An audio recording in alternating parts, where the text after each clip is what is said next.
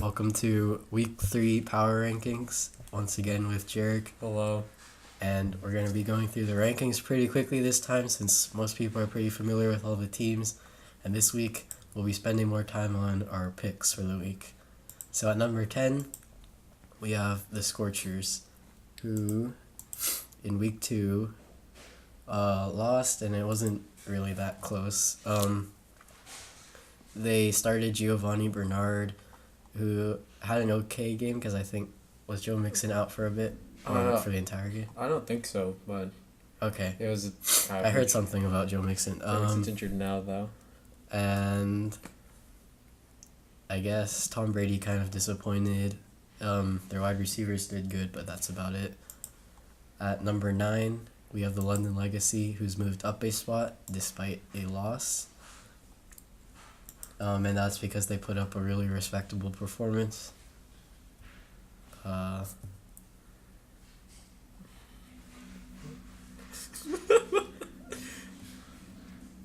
guess Hopkins and Cooks both did really good. Travis Kelce did really good. Oh yeah, Travis Kelce. I can't rank this team higher until they get better running backs though.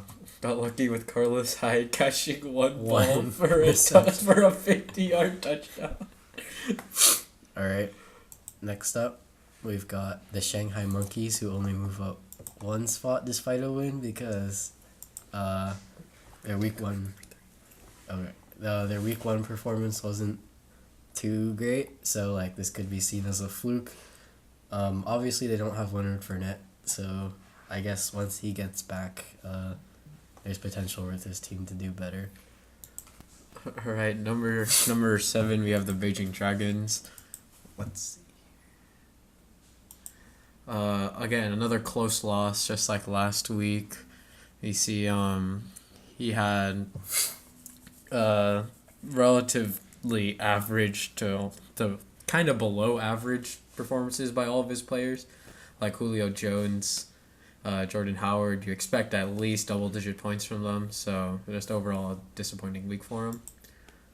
Also, I just want to point out Jordan Howard only got 14 rushing attempts, despite the fact that Chicago had the ball for like 75% of the game. So once again, I'd like to raise concerns about Jordan Howard's touches. Allen Robinson got 14 targets actually, so they're for some reason passing it more to him, and even when they're winning. Number 6, you have the Toronto Snowmen. Hold on, let me go back a week. Okay. They had a pretty decent win here. They were against the worst team in the league, but they had a good game by Kirk Cousins.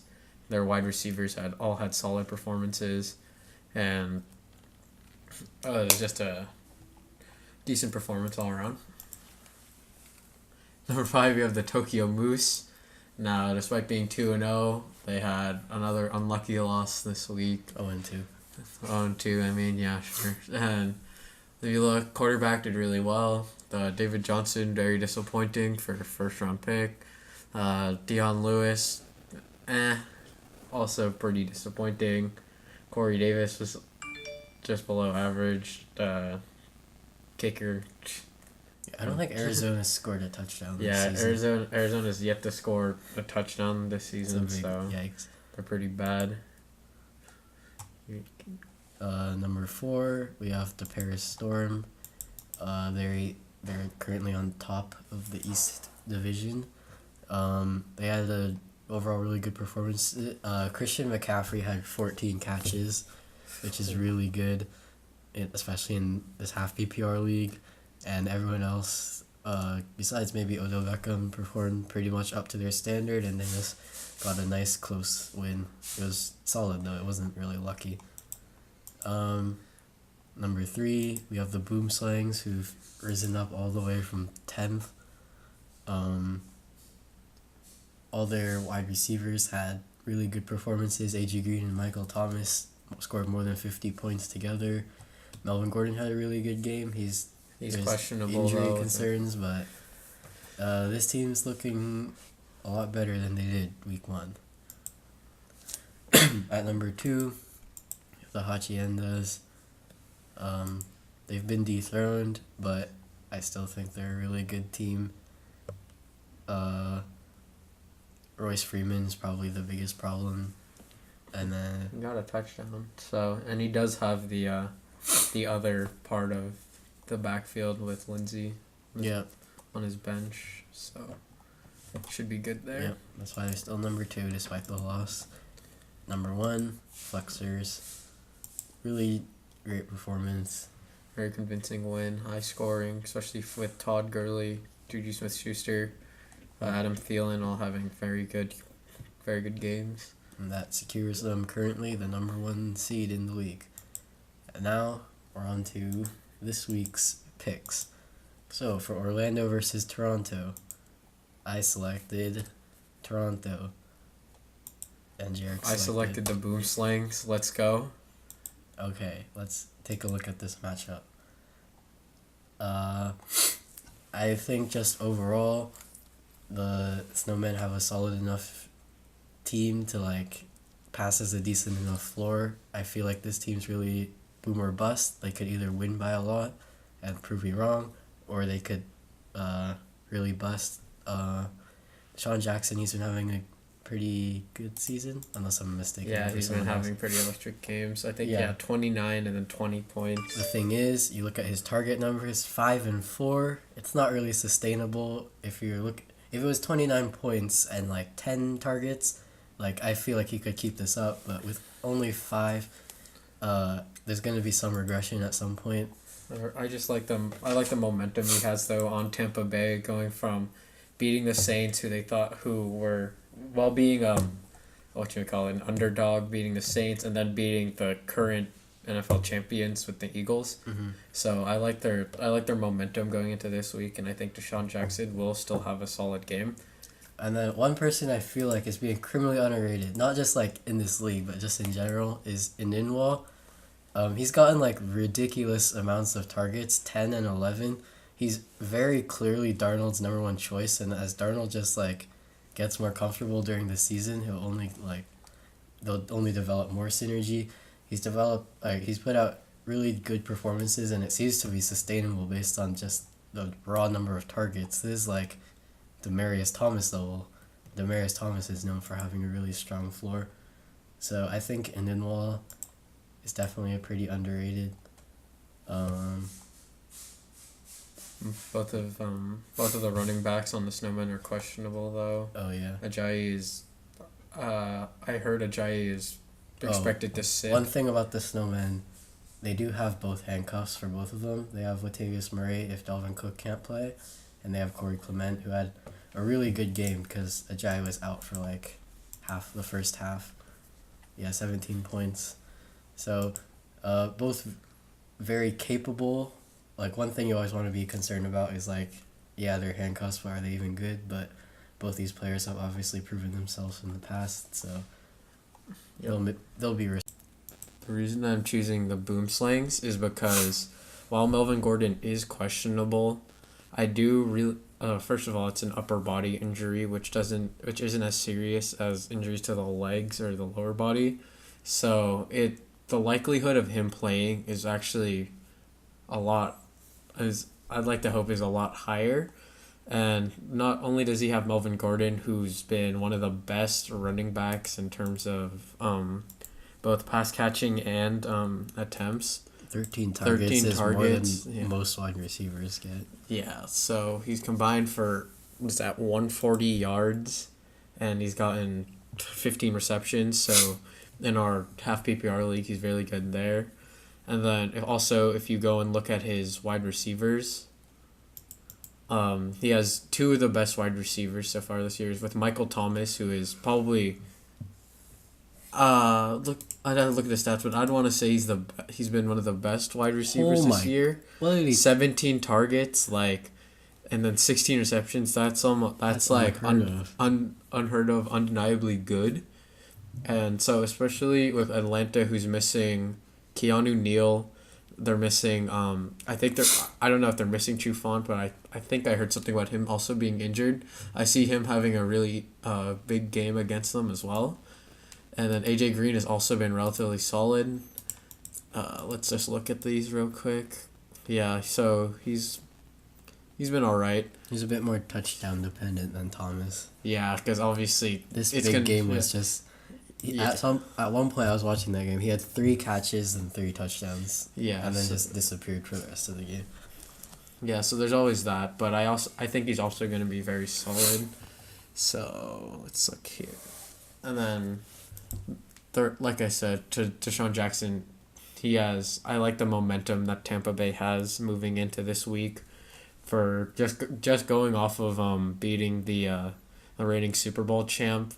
I think they're feeling really good. Ryan Fitzpatrick is playing pretty much out of his mind right now, and Zach Ertz also is I think I didn't watch a lot of Eagles games last year, not. but I'm pretty sure he's like Carson Wentz's favorite target by far. Definitely. So he's probably going to get the lion's share of the targets. He got 10 and 13 targets. That's insane already for a tight end. As a tight end. So I also really like him this week. So I'm putting all my faith in the Boom Slanks this week. Respectable replacements if they can't play. Okay, on to New Mexico versus Beijing. I picked Beijing. I also picked Beijing. Let me go to the matchup. Jinx.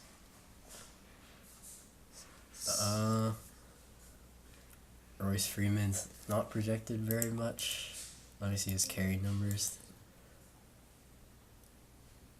He went down by like half the carries, but you can always start Lindsay if this backfield starts getting unbalanced. Yeah, and I just feel like the Dragons can't keep losing by 1 or 2 points forever. I feel like their team is very convincing, and this team is too good. They're just it's too good for the record that they have. Definitely. So if they were 2-0, they would be like top 2 for sure. Yeah, but there's also, I think Antonio Brown's been having a it turned out to be nothing. Oh really? What was it? He just came back and nothing was wrong. Never mind. It was just like, I think the journalist he made like some offhand comment about or a journalist you're being carried by Big Ben basically, and then he's like, well, if I were to get traded, you would see that I'm actually not dependent on Big Ben, but he was just using that as an analogy. He didn't mean to get traded or anything. It was some dumb drama. Oh, I see. Well, I like his running backs. I like Tevin Coleman especially. He always steps into an RB1 when Devonta Freeman is out. And overall, I think the Dragons just have a more solid team because if you look at the Haciendas, you can't trust Royce Freeman. And, my heart is really just what is telling me to go with the Dragons right now. Yes. Okay. Next up, we have San Antonio versus Tokyo. San Antonio versus Tokyo. I chose Tokyo. I also chose Tokyo. Let me just preface this by saying the Tokyo Moose are probably the unluckiest team in the league. Oh wait. Going against. Let me actually show you guys.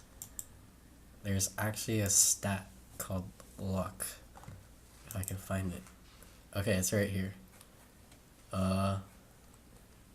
Yeah, these are really bad luck numbers. Luck is essentially how much your matchup that week affected whether you won or lost. If you scored way above the league average but still lost, it's pretty bad. Yeah, so just games involving. Yeah, they're 0-1 in luck games, I guess. So yeah, very unlucky in general. All right. But overall, looking at their team, I think that Johnson, they're trying to get David Johnson more involved with the offense. They did move him to a wide receiver position, or they started lining him up in the slot just to see if it'd get him going. So I think this is the week where he starts to really ramp it up. Allen Robinson got a lot of targets. Nelson Aguilar got a lot of targets, and especially since Carson Wentz is coming back, I like him. And also Matt Breida was showed to be pretty solid during the game last week against whoever they were playing. Mm-hmm. So I like them. this is actually probably the strongest the Scorchers will be in a while because Joe Mixon's out and they actually have two legitimate running backs. Well, they do have Chris Thompson, which I think they should start over like one of their flexes. One of their flexes, probably Cooper Cup. All right. So next we have London versus Paris, European, and we both chose Paris.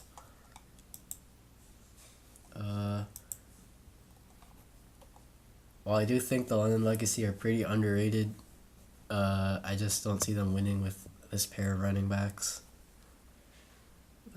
That's pretty much it. Like, yeah, me too. It's just obviously I don't. Yeah, just Carlos Hyde, James White, Jamal Williams don't inspire a lot of confidence, in my opinion. The rest of the team matchups, I think they're pretty even. Yeah. And then finally we have Portland versus Shanghai, and I chose Portland. I am going with the Shanghai Monkeys for this one. And for Portland, I mean, it's pretty clear. I think they're the number one team, and their team's overall pretty solid. Kind of plagued with injuries this week with Joe Mixon out. So if there's any time for someone to upset them, it would be now. Yes, which is what I am banking on. I like the Shanghai Monkeys. They upset my team. I like Stephon Diggs, Will Fuller. They're both very solid, and I think can we look at the Flexers bench? Yeah, I'm not seeing a very good Bench. good substitute for Mixon, so I think that I'm putting my faith in the Monkeys this week. You know, actually, now I see how plagued with injuries. I'm gonna make a live switch. Ooh. I'm gonna go with the Monkeys as well. I think what makes the Flexers good was their starters, not their depth, and because I don't think they have good enough depth, and a lot of their starters are injured, or I guess mostly just Joe Mixon. I actually think the Monkeys can take this one. Alright, so those are these picks for this week. I am 1-4, so this might actually lower your chances of winning if I pick you. Jarek is 3-2. Do we have the same? Oh, we only differ in one. So Jarek's guaranteed to stay ahead next week, but we'll see how that goes.